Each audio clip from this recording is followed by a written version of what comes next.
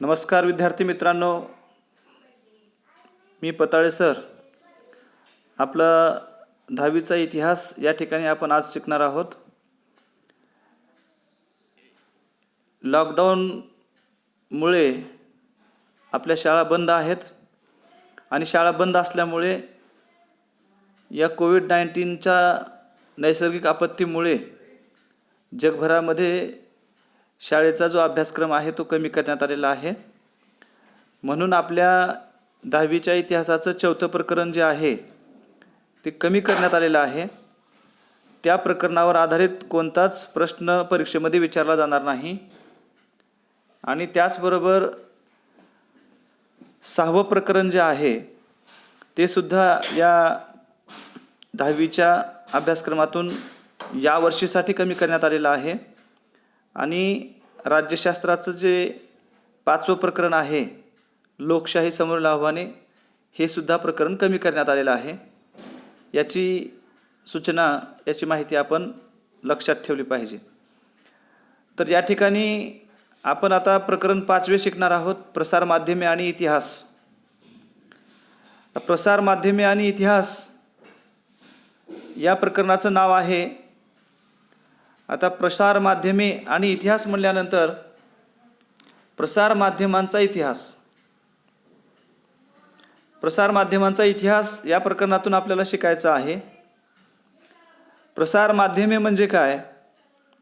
प्रसार या शब्दाचा अर्थ काय होतो? तर प्रसार याचा अर्थ होतो दूरवर पोहोचवणे. काय पोहोचवणे? तर माहिती पोहोचवणे. मग एखादी माहिती जर दूरवर पोहोचवायची असेल तर त्यासाठी माध्यम लागतं. मग याचाच अर्थ प्रसार माध्यमे. प्राचीन काळापासून ते आज 21व्या शतकापर्यंत प्रसार माध्यमांचा जो प्रचंड विकास झालेला आहे, प्रसार माध्यमामध्ये जी क्रांती झालेली आहे, त्या बदलांची माहिती आपल्याला या ठिकाणी या प्रकरणामध्ये शिकायची आहे. प्रसार माध्यमांचा पूर्ण इतिहास या ठिकाणी आपल्याला पाहायचा आहे. तर प्राचीन काळामध्ये माहिती एका ठिकाणाहून दुसऱ्या ठिकाणी पोहोचवण्यासाठी ज्या साधनांचा उपयोग केला जायचा किंवा ती माहिती कशा पद्धतीने पोहोचवली जायची, याची माहिती या प्रकरणामध्ये आपल्याला पाहायची आहे. तर प्राचीन काळापासून ते आधुनिक काळापर्यंत प्रसार माध्यम जे आहेत ती कशी विकसित होत गेलेली आहेत, या संबंधाने आपल्याला या प्रकरणामध्ये माहिती पाहायची आहे. या प्रकरणामध्ये आपल्याला प्रसार माध्यमांची ओळख करून घ्यायची आहे. म्हणजे प्रसार माध्यम कशाला म्हणतात याची माहिती आपल्याला घ्यायची आहे. प्रसार माध्यमांचा इतिहास आपल्याला शिकायचा आहे. प्रसार माध्यमांची आवश्यकता आपल्याला पाहायची आहे. प्रसार माध्यमाद्वारे मिळणाऱ्या माहितीचे चिकित्सक आकलन कसे केले पाहिजे, संबंधित व्यावसायिक क्षेत्रे, या प्रसार माध्यमांशी संबंधित जे काही व्यावसायिक क्षेत्रे आहेत यांची सुद्धा आपल्याला माहिती या ठिकाणी पाहायची आहे. प्रसार माध्यम हा एक प्रचंड मोठा आज व्यवसाय होऊन गेलेला आहे. यामध्ये जे लोक उतरलेले आहेत ते प्रचंड आर्थिकदृष्ट्या सक्षम झालेले आहेत, संपन्न झालेले आहेत. तर हे व्यावसायिक क्षेत्र कसं आहे हे सुद्धा आपल्याला माहिती असणं अत्यंत महत्त्वाचं आहे. हे या प्रकरणामध्ये आपण शिकणार आहोत. तर या प्रसार माध्यमांची सुरुवात कशी झालेली आहे जगभरामध्ये याची माहिती आपण पाहूया. तत्पूर्वी एक उदाहरण या ठिकाणी आपल्याला पाहायचं आहे.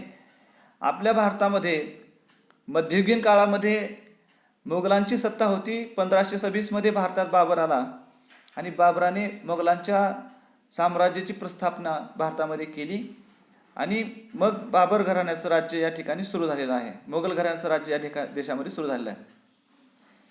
मग मोगल काळामध्ये मोगलांचं जे राज्य आहे ते जवळपास संपूर्ण भारतामध्ये होतं. संपूर्ण भारतामध्ये ते आपला राज्यकारभार चालवायचे. मग त्या काळामध्ये कसल्याही प्रकारचे वाहतुकीचे साधन नव्हते, प्रसारांची माध्यमं नव्हती, तरीसुद्धा संपूर्ण भारतामध्ये त्यांची सत्ता होती आणि ते सत्ता कशा प्रकारे चालवत होते हे आपल्याला समजलं पाहिजे. मुघल काळामध्ये लक्षात ठेवा, त्यांचं राज्य उत्तर भारतामध्येही होतं आणि दक्षिण भारतामध्ये सुद्धा त्यांचं राज्य होतं. मुघल काळात बिहारमध्ये समजा दुष्काळ पडला तर त्याची बातमी दिल्लीपर्यंत कशा पद्धतीने पोहोचवायची, आणि मग दिल्लीमध्ये त्याच्यावर विचारविनिमय होऊन दिल्लीमधील जो सम्राट आहे तो कोणताही सम्राट असेल, अकबर असेल, जहांगीर असेल, शहाजहान असेल, बाबर असेल, हुमायून असेल, हे जे सम्राट आहेत हे सम्राट त्या दुष्काळावर कशा प्रकारच्या उपाययोजना करत असत आणि त्या उपाययोजना ज्या आहेत त्या बिहारपर्यंत पोहोचायला किती वेळ लागत असेल, हा विचार आपण कधीतरी केला पाहिजे. हा विचार करत नाही आपण, म्हणून आपण इतिहासकार होत नाही. आपण विचार केला पाहिजे की पूर्वी हजारो वर्षापूर्वी भारतामध्ये किंवा 500 वर्षापूर्वी, 200 वर्षापूर्वी, 100 वर्षापूर्वी भारतामध्ये प्रसार माध्यमांची काय व्यवस्था होती याचा विचार आपण केला पाहिजे. यासाठी हे एक छोटंसं उदाहरण या ठिकाणी आपल्याला दिलेलं आहे. तर प्रसार माध्यमांची ओळख या ठिकाणी आपल्याला या उदाहरणाच्या सहाय्याने करून घ्यायची आहे. प्रसार माध्यमे जे आहेत, प्रसार माध्यमे हा जो शब्द आहे या शब्दामध्ये आपल्याला 2 शब्द आपल्याला पाहायला मिळतात.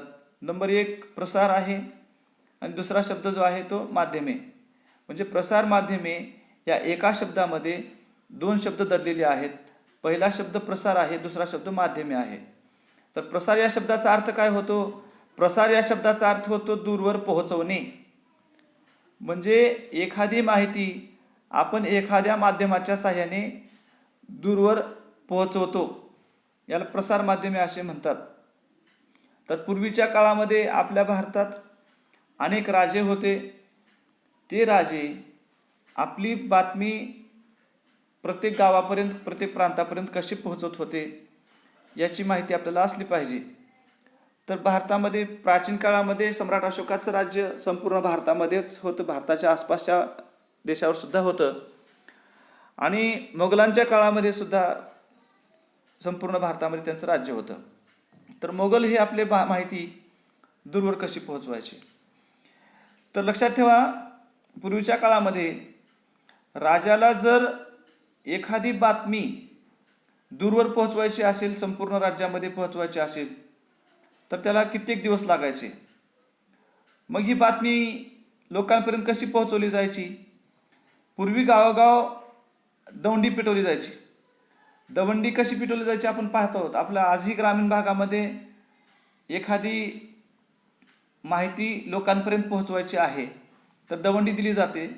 त्याच पद्धतीने पूर्वीच्या काळामध्ये एखाद्या मोठ्या चौकामध्ये दवंडी पेटवली जायची आणि त्या ठिकाणी गावातले सर्व लोक जमायचे किंवा त्या राज्याचे सर्व, त्या विशिष्ट शहरातले लोक त्या ठिकाणी जमायचे आणि त्या ठिकाणी मग ती बातमी मोठ्याने सांगितली जायची.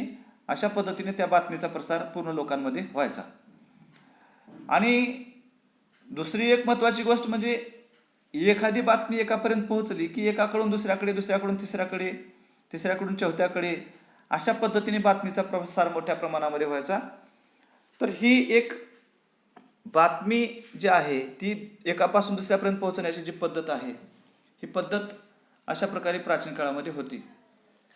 तर हा बातमीचा प्रसार कशा पद्धतीने व्हायचा याची ओळख आपण या ठिकाणी करून घेत आहोत. त्यानंतर प्रसार माध्यमांचा इतिहास आपल्याला पाहायचा आहे. प्रसार माध्यमांचा इतिहास पाहत असताना लक्षात ठेवा, भारतामध्ये इंग्रज केव्हा आले? तर इंग्रजांनी इसवी सन 1600 मध्ये ईस्ट इंडिया कंपनीची स्थापना केली आणि भारतामध्ये इंग्रज आलेले आहेत. 1757 मध्ये त्यांनी प्लासीची लढाई केलेली आहे. त्या प्लासीच्या लढाईने त्यांनी भारतामध्ये सत्तेचा पाया घातलेला आहे. तर अशा पद्धतीने इंग्रज भारतामध्ये आले. व्यापाराच्या निमित्ताने ते भारतामध्ये आले. आल्याच्या नंतर त्यांनी भारतामध्ये मुद्रण कलेचा विकास केला, म्हणजे छपाई यंत्रणा सुरू केली भारतामध्ये. छपाई यंत्रणेचा विकास भारतामध्ये इंग्रजांमुळेच झालेला आहे. तर मुद्रण कला भारतामध्ये आली आणि त्यांनी वर्तमानपत्रे सुद्धा सुरू केली भारतामध्ये. वर्तमानपत्रे इंग्रजांमुळे सुरू झाली. वर्तमानपत्रे जे आहेत, वर्तमानपत्रामुळं अत्यंत चांगल्या पद्धतीने छापलेली जी बातमी आहे ती सगळीकडे पोहोचण्यास फार मोठ्या स्वरूपामध्ये मदत होऊ लागली. आणि वर्तमानपत्र जे आहे हे माहितीच्या आणि ज्ञानाच्या प्रसाराचे एक प्रचंड चांगले महत्त्वपूर्ण साधन त्या ठिकाणी विकसित झालेलं आहे. अशा पद्धतीनं आपल्या भारतामध्ये प्रसारमाध्यमाची सुरुवात झालेली आहे. हा एक प्रसारमाध्यमाचा इतिहास आहे. इंग्रजांनी भारतामध्ये सुरुवातीच्या काळामध्ये छपाई यंत्र म्हणजे मुद्रण कला विकसित केली. त्याचबरोबर वर्तमानपत्रे त्यांनी भारतामध्ये सुरू केलेली आहेत. वर्तमानपत्रांमुळे भारतीयांचा काय फायदा झाला तर छापील बातमी जी आहे ती सगळीकडे पोहोचण्यास फार मोठ्या प्रमाणामध्ये मदत झाली. आणि वर्तमानपत्र हे त्या काळामध्ये किंवा आजही माहितीचं आणि ज्ञानाच्या प्रसाराचं एक अत्यंत उत्कृष्ट साधन बनलेलं आहे. त्या काळामध्ये सुद्धा ते बनलेलं होतं. वर्तमानपत्र म्हणजे काय, वर्तमानपत्र कशाला म्हणतात नेमकं, आपल्याला या ठिकाणी प्रसारमाध्यमांची माहिती पाहत असताना वर्तमानपत्र म्हणजे पेपर जे आपल्या गावामध्ये आपण वाचतो किंवा शहरामध्ये वाचतो. लोकमत, पुण्यनगरी, सकाळ, सामना, देशोन्नती, सम्राट, मूलनिवासी नायक किंवा 15 दिवसाला निघणारं पाक्षिक जे असते किंवा महिन्याला निघणारं मराठा मार्ग मासिक आहे. अशी अनेक मासिके निघत असतात. साधना हे मासिक आहे. हे अशा प्रकारची ही साधनं आहेत. त्यापैकी फक्त वर्तमानपत्र कशाला म्हणतात आपल्याला पाहिलं पाहिजे. वर्तमानपत्र म्हणजे बातम्या, अग्रलेख, लोकांची मते, जाहिराती, रंजक व अन्य पूरक मजकूर याचा समावेश असलेले आणि ठरलेल्या वेळी नियमितपणे छापून वितरित केले जाणारे प्रकाशन म्हणजे वर्तमानपत्र होय. लक्षात ठेवा, वर्तमानपत्र म्हणजे काय, वर्तमानपत्राची व्याख्या काय. लक्षात ठेवा, वर्तमानपत्राची व्याख्या काय आहे तर बातम्या, अग्रलेख, लोकांची मते, जाहिराती, रंजक व अन्य पूरक मजकूर यांचा समावेश असलेले आणि ठरलेल्या वेळी नियमितपणे छापून वितरित केले जाणारे प्रकाशन म्हणजे वर्तमानपत्र होय. याला वर्तमानपत्र असे म्हणतात. वर्तमानपत्राची व्याख्या काय आपण पाहिलेली आहे तर हे जे वर्तमानपत्र आहे या वर्तमानपत्रामध्ये स्थानिक बातम्या म्हणजे ज्या ठिकाणी आपण राहतो त्या ठिकाणच्या बातम्या प्रसारित केल्या जातात. देशांतर्गत संपूर्ण देशभरामध्ये ज्या काही घडामोडी घडत असतात त्या घडामोडीचा प्रसार या वर्तमानपत्राच्या माध्यमातून केला जातो. जागतिक स्वरूपाच्या ज्या विविध बातम्या असतात, आंतरराष्ट्रीय स्तरावरच्या ज्या बातम्या असतात हे सुद्धा पुरवण्याचे काम वर्तमानपत्रे करत असतात. म्हणजेच वर्तमानपत्र हे चालू घडामोडीच्या नोंदीचे एक ऐतिहासिक दस्तऐवज आहे. लक्षात घ्या, वर्तमानपत्र हे चालू घडामोडीच्या नोंदीचा एक ऐतिहासिक दस्तऐवज आहे. हा दस्तऐवज अत्यंत महत्त्वाचा आहे. हे आपण समजून घेतलं पाहिजे. आता आपल्याला वर्तमानपत्राची पूर्वसुरी पाहायची आहे, पूर्व इतिहास आपल्याला पाहायचा आहे. वर्तमानपत्राचा पूर्व इतिहास समजून घेणं अत्यंत महत्त्वाचं आहे. तर लक्षात ठेवा, या ठिकाणी वर्तमानपत्राचा पूर्व इतिहास आपण 6 मुद्द्यांच्या आधारे समजून घेणार आहोत. 6 पद्धती या ठिकाणी आपल्याला समजून घ्यायच्यात प्राचीन काळामधल्या. वर्तमानपत्रांचा पूर्व इतिहास समजून घेण्यासाठी आपल्याला 6 पद्धती समजून घ्यायच्या आहेत. तर इजिप्तमध्ये इसवी सन पूर्व काळामध्ये सरकारी जे आदेश असायचे त्या आदेशांचे कोरीव लेख म्हणजे एखाद्या दगडावर कोरलं जायचं, एखाद्या शिल्पावर कोरलं जायचं आणि कोरून ते सार्वजनिक ठिकाणी लावले जायचे. नंबर 1 लक्षात ठेवा, वर्तमानपत्राचा पूर्व इतिहास आपण पाहत आहोत. तर वर्तमानपत्रांचा पूर्व इतिहास पाहत असताना इजिप्तमध्ये इसवी सन पूर्व काळामध्ये सरकारी जे आदेश आहेत म्हणजे राजाचे जे काही आदेश आहेत ते आदेश एखाद्या मातीच्या पटावर कोरले जायचे, मातीच्या भांड्यावर कोरले जायचे. त्याची अशा प्रकारची पाटी तयार केली जायची आणि ते सार्वजनिक ठिकाणी लावले जायचे. त्याचबरोबर नंबर 2, प्राचीन रोमन साम्राज्यामध्ये सरकारचा जो आदेश आहे, हुकूम आहे, तो कागदावर लिहून काढला जायचा आणि ते कागद प्रांतोप्रांती वेगवेगळ्या प्रांतामध्ये राज्यामध्ये वाटले जायचे. अशा प्रकारे हा दुसरा प्रकार आहे. आणि मग यामुळं देश आणि राजधानीमधली जी घटना आहे ही घटना सर्व देशामध्ये प्रांतामध्ये पोहोचवली जायची. तिसरा जो प्रकार आहे प्राचीन काळामधला, ज्युलियस आणि सीझर नावाचा एक राजा रोममध्ये होऊन गेलेला आहे. रोम इटालीमध्ये आहे. तर ज्युलियस आणि सीझर याचं जेव्हा राज्य होतं तेव्हा ॲक्टा डायर्ना ही रोजची घटना सांगणारी ॲक्टा डायर्ना म्हणजे डेली, ॲक्टा डायर्ना एक वार्तापत्र आहे. ॲक्टा डायर्ना नावाचं जे वार्तापत्र आहे हे ज्युलियस सीझरच्या काळामध्ये रोममध्ये सार्वजनिक ठिकाणी लावलं जायचं आणि लोकांपर्यंत सरकारी निवेदनं जे आहेत ते अत्यंत प्रभावी पद्धतीने पोहोचवले जायचे. तर ॲक्टा डायर्ना हे जे आहे हे त्या काळामध्ये लोकांपर्यंत सरकारी निवेदने, सरकारी सूचना पोहोचवण्याचा अत्यंत प्रभावी मार्ग त्या काळामध्ये निर्माण करण्यात आलं होतं. रोजच्या बातम्या, रोजच्या घटना ज्या आहेत ते लोकांपर्यंत पोहोचवल्या जायच्या. 4, 7व्या शतकामध्ये चीनमध्ये सरकारी निवेदनं जे आहेत ते सार्वजनिक ठिकाणी वाटले जायचे. त्याच्यामुळं सार्वजनिक ठिकाणी लोक जमायचे आणि ती निवेदनं घ्यायची आणि ती निवेदनं घेतल्यानंतर त्या सूचना लोकांपर्यंत पोहोचल्याच्या नंतर लोक त्या सूचनांचं पालन करायचे. 6वा प्रकार जो आहे तो म्हणजे इंग्लंडमध्ये लढायांची जी बातमी आहे किंवा महत्त्वाची घटना जी आहे या घटनांची पत्रके अधूनमधून वाटली जायची. हा 6वा प्रकार आहे. त्यानंतर 7वा प्रकार जो आहे तो म्हणजे धर्मशाळा ज्या आहेत. धर्मशाळा प्रत्येक देशामध्ये धर्मशाळा असायच्या किंवा आपल्याही ग्रामीण भागामध्ये आपण पाहतो पूर्वीच्या काळामध्ये धर्मशाळा असायच्या. तर त्या धर्मशाळामध्ये उतरणारे जे प्रवासी असायचे किंवा फिरस्ते जे असायचे, प्रवासी जे असायचे किंवा जो एखादा प्रवास करून आलेला प्रवासी असेल तो त्या ठिकाणी यायचा आणि त्या ठिकाणी राहायचा, उतरायचा.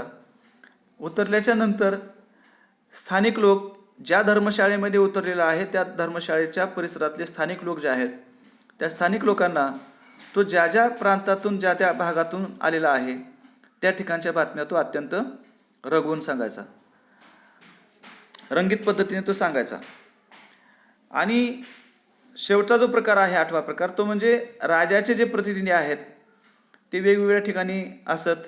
मग त्या प्रतिनिधीपर्यंत त्या बातम्या गेल्याच्या नंतर त्या बातम्या ते त्या ठिकाणच्या लोकांना सांगायचे किंवा ते प्रतिनिधी आपल्या राजापर्यंत, दरबारापर्यंत बातम्या पोचवायचे. अशा पद्धतीनं सर्व बातम्या मोठ्या प्रमाणात पोचवल्या जायच्या. त्यानंतर आपण वर्तमानपत्रांचा इतिहास पाहत असताना या ठिकाणी बेंगॉल गॅजेट हे भारतातलं पहिलं वर्तमानपत्र जे आहे त्या वर्तमानपत्राविषयी आपण माहिती पाहूया.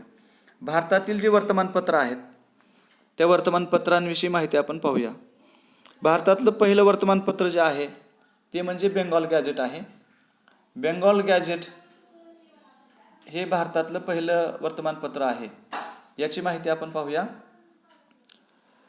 तर बेंगॉल गॅजेट हे जे आहे हे भारतातलं पहिलं वर्तमानपत्र आहे. या ठिकाणी चित्र दिलेलं आहे James Augustus Hicky. James Augustus Hicky यांनी हे भारतामध्ये पहिलं वर्तमानपत्र सुरू केलेलं आहे, लक्षात ठेवा. तर 29 जानेवारी 1780 मध्ये जेम्स ऑगस्टस हिकी यांनी बंगालमध्ये हे वर्तमानपत्र सुरू केलेलं आहे. म्हणून त्याचं नाव बेंगॉल गॅजेट किंवा जनरल ॲडव्हर्टायझर असं त्याचं नाव आहे. तर हे वर्तमानपत्र भारतामध्ये सुरू झालं आहे. हे वर्तमानपत्र आयरिश म्हणजे आयर्लंड या देशाच्या व्यक्तीने हे वर्तमानपत्र आपल्या भारतामध्ये सुरू केलेलं आहे. अशा पद्धतीने 1780 मध्ये 29 जानेवारी 1780 मध्ये भारतामध्ये पहिल्या वर्तमानपत्राची सुरुवात झालेली आहे. त्यानंतर दुसरं वर्तमानपत्र जे आहे ते म्हणजे दर्पण आहे. दर्पण हे वर्तमानपत्र आपल्या भारतामध्ये 24 जानेवारी 1848 मध्ये सुरू झालेलं आहे. 1832 मध्ये सुरू झालेलं आहे. इसवी सन 1832 मध्ये हे वर्तमानपत्र सुरू झालेलं आहे. बाळशास्त्री जांभेकर हे या वर्तमानपत्राचे संपादक होते. हे मराठीतलं पहिलं वर्तमानपत्र आहे. दर्पण हे मराठी भाषेमधलं पहिलं वर्तमानपत्र आहे. 6 जानेवारी 1832 हे वर्तमानपत्र सुरू झालेलं आहे. म्हणून 6 जानेवारी हा दिवस आपल्या भारतामध्ये पत्रकार दिन म्हणून साजरा केला जातो. तर हे जे दर्पण वर्तमानपत्र आहे, या दर्पण वर्तमानपत्राच्या माध्यमातून तत्कालीन त्या काळामध्ये राजकीय परिस्थिती काय होती, भारतामध्ये राजकीय परिस्थिती काय होती, आर्थिक परिस्थिती काय होती, सामाजिक सांस्कृतिक परिस्थिती काय होती, याचा इतिहास या वर्तमानपत्राच्या माध्यमातून आपल्याला सापडतो. दुसरी महत्त्वाची गोष्ट आहे, या वर्तमानपत्राच्या माध्यमातून आपल्याला त्या काळातली कोणती माहिती मिळू शकते, तर कंपनीचं सरकार जेव्हा भारतामध्ये होतं, त्या कंपनी सरकारच्या काळामध्ये 3 इलाख्यामध्ये 3 राज्यामध्ये जो इंग्रजांचा जमा खर्च असायचा त्याची यादी या वर्तमानपत्रामध्ये आपल्याला पाहायला मिळते. म्हणजे इंग्रज सरकार लोकांकडून किती मोठ्या प्रमाणामध्ये कर स्वरूपामध्ये पैसा जमा करायचं आणि त्याची यादी या वर्तमानपत्रामध्ये छापली गेलेली आहे. त्याचबरोबर याच कालावधीमध्ये आपल्या भारतावर रशियाचा हल्ला होण्याचे जे भय इंग्रजांना वाटत होतं, त्याचीसुद्धा बातमी या वर्तमानपत्रामध्ये छापून आलेली होती त्या काळामध्ये. त्याचबरोबर शहर साफ आणि स्वच्छ ठेवण्याकरिता मंडळांची नेमणूक इंग्रजांनी कशी केलेली होती याची माहिती या वर्तमानपत्रामधून त्या काळामध्ये छापली गेलेली होती. त्याचबरोबर राजा राममोहन रॉय यांनी भारतामध्ये विधवांचा पुनर्विवाह झाला पाहिजे, त्याचबरोबर गोपाळ देशमुख यांनी त्या काळामध्ये जे प्रयत्न केले होते याची माहितीसुद्धा या वर्तमानपत्रामध्ये त्या काळात छापून आलेली आहे. कोलकाता या राज्यामध्ये थिएटरची सुरुवात कशी झालेली आहे ही सुद्धा बातमी त्या काळामध्ये छापलेली आहे. राजा राममोहन रॉय यांनी इंग्लंडमध्ये जाऊन सतीप्रथेला कसा विरोध केला याचीसुद्धा माहिती या वर्तमानपत्रामध्ये त्या काळात छापलेली आहे. अशा पद्धतीनं बाळशास्त्री जांभेकर यांनी सुरू केलेलं दर्पण हे जे वर्तमानपत्र आहे हे एक ऐतिहासिक दस्तऐवजच आहे. कारण या वर्तमानपत्राच्या माध्यमातून आपल्याला ब्रिटिश काळामधील बरीचशी माहिती आणि त्या काळामधले जे समाजसुधारक आहेत यांनी केलेल्या कामगिरीची माहिती आपल्याला या वर्तमानपत्रातून मिळते. त्यानंतर दुसरं एक महत्त्वाचं आहे प्रभाकर हे त्या काळामधलं आपल्या भारतातलं एक वर्तमानपत्र आहे. हे प्रभाकर वर्तमानपत्र 24 ऑक्टोबर 1848 भाऊ महाजन यांनी भारतामध्ये सुरू केलेलं आहे. तर या वर्तमानपत्रामध्ये फ्रेंचांच्या बंडाचा इतिहास म्हणजे फ्रेंच राजक्रांती कशी झाली 1789 फ्रान्समध्ये यासंबंधीची माहिती त्या काळामध्ये छापून आलेली होती. आणि त्यामुळंच भारतामध्ये सुद्धा एक क्रांतीची प्रेरणा भावना कशी निर्माण झाली हे त्या वर्तमानपत्रामध्ये आपल्याला पाहायला मिळते. त्याचबरोबर याच कालावधीमध्ये गोपाळ देशमुख म्हणजेच लोकहितवादी यांनी समाजाचं प्रबोधन करण्यासाठी शतपत्रे प्रसिद्ध केलेली आहेत या प्रभाकर वर्तमानपत्रातून. म्हणून आपल्याला त्या काळामधली सामाजिक स्थिती कशी होती आणि समाजाचं प्रबोधन करण्यासाठी या सर्व समाजसुधारकांनी काय प्रयत्न केले होते याची माहितीसुद्धा या प्रभाकर वर्तमानपत्रातून आपल्याला मिळते. त्यानंतर आपल्या भारतातलं तिसरं वर्तमानपत्र जे आहे भारतीयांनी सुरू केलेलं ते म्हणजे ज्ञानोदय आहे. ज्ञानोदय हे जे वर्तमानपत्र आहे हे जून 1842 आपल्या भारतात सुरू झालेलं आहे. अहमदनगर या ठिकाणी हे ख्रिस्ती मिशनऱ्या ज्या होत्या त्यांनी हे वर्तमानपत्र सुरू केलेलं आहे. रेव्हरंड हेनरी व्हॅलेंटाईन हे पहिले संपादक या वर्तमानपत्राचे होते. तर या वर्तमानपत्रामध्ये आशिया खंडाचा नकाशा पहिल्यांदाच प्रकाशित झालेला होता. आशिया खंडाचा 1842 नकाशा या वर्तमानपत्राने प्रकाशित केला होता. म्हणजे आशिया खंड कसा आहे हे नकाशाच्या सहाय्याने आपल्याला पाहता येईल अशा प्रकारचा नकाशा या वर्तमानपत्रामध्ये पहिल्यांदाच प्रकाशित झालेला होता. त्याचबरोबर 1851 युरोपचा नकाशा या वर्तमानपत्रामध्ये छापून आलेला होता. अशा पद्धतीने हे जे वर्तमानपत्र आहे ज्ञानोदय हे जे वर्तमानपत्र आहे याने युरोपचा नकाशा आणि आशियाचा नकाशा त्या काळामध्ये छापलेला होता. तर हे आणखी एक महत्त्वाची गोष्ट म्हणजे या मराठी वर्तमानपत्रामध्ये पहिल्यांदाच चित्राच्या माध्यमातून बातमी छापण्यात आली होती. याच्यापूर्वी चित्राच्या माध्यमातून बातमी कधी छापली जायची नाही, परंतु चित्र स्वरूपात चित्राच्या साहाय्याने बातमी छापण्याचं पहिलं श्रेय जे आहे ते ज्ञानोदय या वर्तमानपत्राकडे जाते. विजेच्या साहाय्याने बातमी पोहोचण्याचे यंत्र म्हणजे टेलिग्राफ जे आहे 1852 मध्ये सुरू झाल्याची पहिली बातमी छापण्याचं काम याच ज्ञानोदय वर्तमानपत्राने केलं होतं. 1853 मध्ये जेव्हा पहिली रेल्वे भारतामध्ये धावली त्याची सुद्धा बातमी या वर्तमानपत्राने छापलेली होती. ही बातमी छापत असताना चाक्या मसोबा हे शीर्षक देऊन ही बातमी त्यांनी छापलेली होती. 1857 मध्ये जो उठाव आपल्या भारतामध्ये झालेला आहे त्याची सुद्धा माहिती वर्तमानपत्राच्या माध्यमातून या ज्ञानोदयाने छापलेली होती. तर अशा पद्धतीनं वर्तमानपत्र जे आहे हे त्या काळामध्ये समाज प्रबोधनाचं एक अत्यंत उत्कृष्ट साधन होतं, माध्यम होतं. याच कालावधीमध्ये आणखी एक महत्त्वाचं माहिती म्हणजे वर्तमानपत्र हे समाज प्रबोधनाचे अत्यंत उत्तम माध्यम कसे होते याचं उदाहरण म्हणजे काय आहे तर इंदुप्रकाश आहे. इंदुप्रकाश या वर्तमानपत्राने विधवाचा विवाहाचा जो पुरस्कार आहे या काळामध्ये जोरदार केला होता. बहुजन समाजाचे मुखपत्र म्हणजे दीनबंधू हे महात्मा ज्योतिराव फुले यांचे सहकारी जे आहेत कृष्णराव भालेकर यांनी त्या काळामध्ये सुरू केलेले होते. कृष्णराव भालेकर हे जे आहेत हे त्या काळामध्ये सत्यशोधक समाजाचे अत्यंत चांगले कार्यकर्ते होते. त्यांनी दीनबंधू हे वर्तमानपत्र चालवण्यासाठी स्वतःची सर्व संपत्ती सुद्धा पणाला लावली होती. त्यांच्या या वर्तमानपत्रातून त्या काळामध्ये फार मोठ्या प्रमाणात समाजाचं प्रबोधन झालेलं आहे. तर अशा पद्धतीने या वर्तमानपत्राच्या साहाय्याने आपल्या भारतामध्ये त्या काळामध्ये बहुजन समाजाची परिस्थिती काय होती आणि त्यांच्या प्रबोधनासाठी या सर्व वर्तमानपत्रांनी कशा प्रकारे प्रयत्न केले आहेत यांची माहिती आपल्याला मिळते. याच कालावधीमध्ये केसरी आणि मराठा हे सुद्धा वर्तमानपत्र आपल्या भारतामध्ये होते.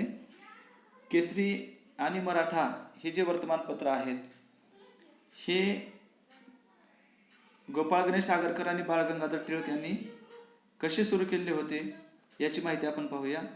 स्वातंत्र्यपूर्व काळामध्ये हे भारतीय वर्तमानपत्र जे आहेत या भारतीय वर्तमानपत्राचा अत्यंत महत्त्वाचा टप्पा जो आहे तो केसरी आणि मराठा या वर्तमानपत्रांनी गाठलेला होता. 1881 मध्ये गोपाळ गणेश आगरकर आणि बाळ गंगाधर टिळक यांनी केसरी आणि मराठा हे वर्तमानपत्र सुरू केलेले आहेत. तर या वर्तमानपत्रांनी त्या काळातील सामाजिक परिस्थिती जी आहे, राजकीय परिस्थिती जी आहे यांना वाचा फोडण्याचे काम त्यांनी केलेलं आहे. सामाजिक प्रश्न कोणते होते आणि राजकीय प्रश्न कोणते होते याची स्थिती समजून घेऊन त्यांना वाचा फोडण्याचं काम या वर्तमानपत्रांनी केलेलं आहे.